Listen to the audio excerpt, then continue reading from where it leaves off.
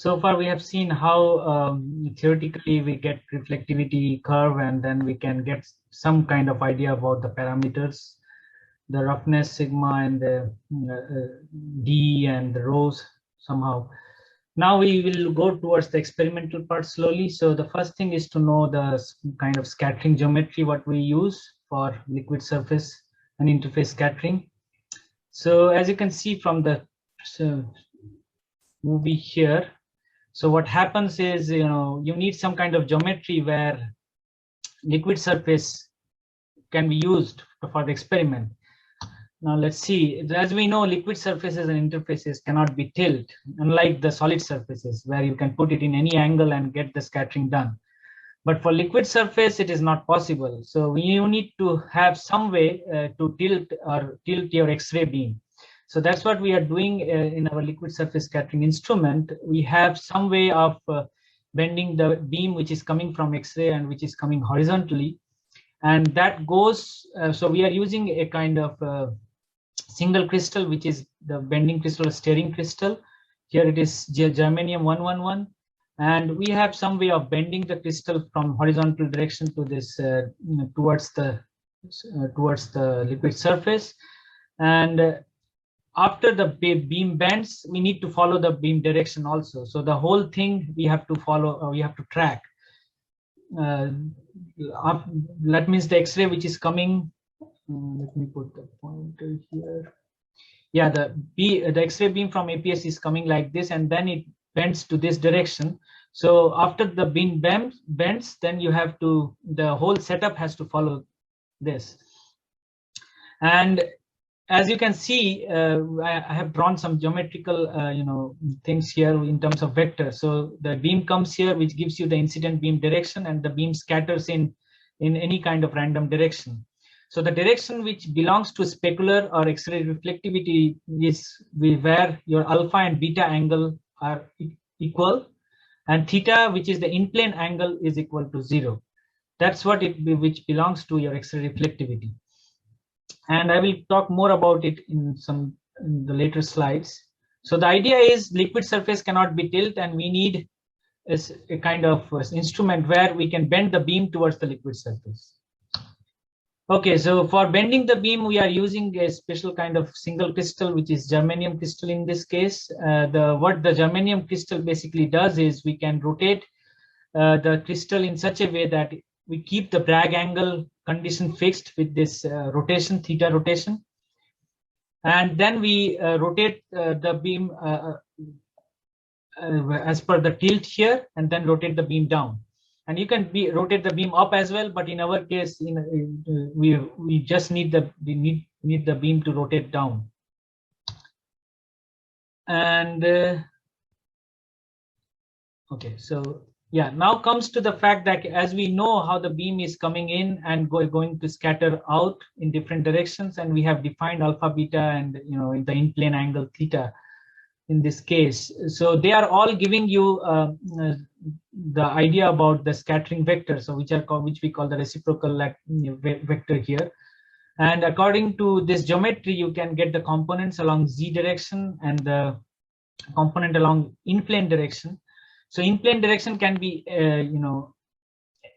anything within the plane. So it is not a vector as such, but qz and other like q vectors and kf and ki, those are all vectors. So in this case, you can get the qz component by using these angles, and you can get the qxy component again by using this angle. So for X-ray reflectivity, again, as I said, the condition is alpha is equals to beta and theta is equals to 0. And with this approximation or with this kind of condition, qz is directly related to your incident angle, which is 2 pi by lambda sine theta. And lambda is the wavelength of the X-rays what we are using. Similarly, you will see it later tomorrow. For the grazing incidence diffraction, what we need is the alpha, the angle of incidence has to be less than critical angle, which Mark mentioned about critical angle, where you get a total external reflection. In that kind of geometry, you get maximum intensity coming out of the region which is very close to the interface. That's why this grazing incidence diffraction term is coming from. And in this, with this kind of approximation where alpha beta are very small, and then this whole equation, this QXY complex equation, can be approximated as 4 pi by lambda sine theta by 2, which is the in-plane angle. So that's how you relate your alpha, beta, and theta to your reciprocal wave vectors. This is the 3D depiction of all the components which we need for the geometry, which is your steering crystal, which I already mentioned. Then the beam goes through this incident slit, which defines the incident slit, and then it goes incident on the liquid trough, and then it scatters from there. And depending upon the kind of measurement you're doing, you adjust your detector slits, and you do the movement in such a way that you follow this direction always for reflectivity as well as for the GID measurements. And here is the real instrument, which again shows you the important components of the system, which is shown in this 3D depiction. So now we go to the, when we do the experiments, we do some set of motion in the instrument. So here, as you can see in the 3D depiction, what we do is we try to keep this angle of incidence and angle of reflection fixed for X-ray reflectivity measurements. And here, which is hard to see because the angle of incidence and angle of reflection is too small. But if you compare these two positions, and if you compare these two positions, you can see that there is some angle of reflection and angle of incidence happening in the instrument as well. So for the GID, again, we are showing you the 3D depiction from the top, like the detector arm moves in this in-plane direction, and we see the same thing here.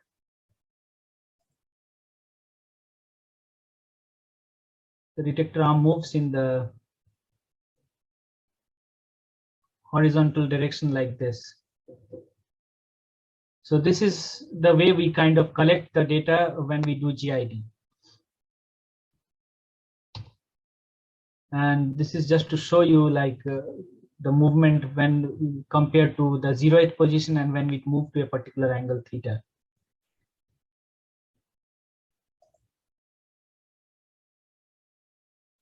Okay, so now we come to the fact that as we have seen the geometry, what kind of experiments we can do, and for that we need some kind of sample environments. So currently we have two different kind of sample environments corresponding to liquid vapor interface and liquid-liquid interface experiments.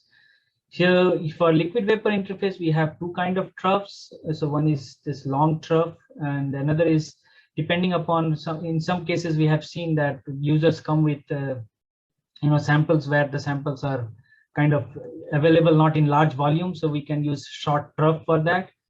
And in case of liquid-liquid interface, we have two special kind of sample cells. The left one here, electrochemical liquid-liquid sample cell, is mainly developed for electrolyte kind of interface between two electrolytes, where you can apply field across the interface. And in another sample cell which we can use is to control the temperature and do the similar kind of experiments with temperature control and do the reflectivity and GID kind of measurements.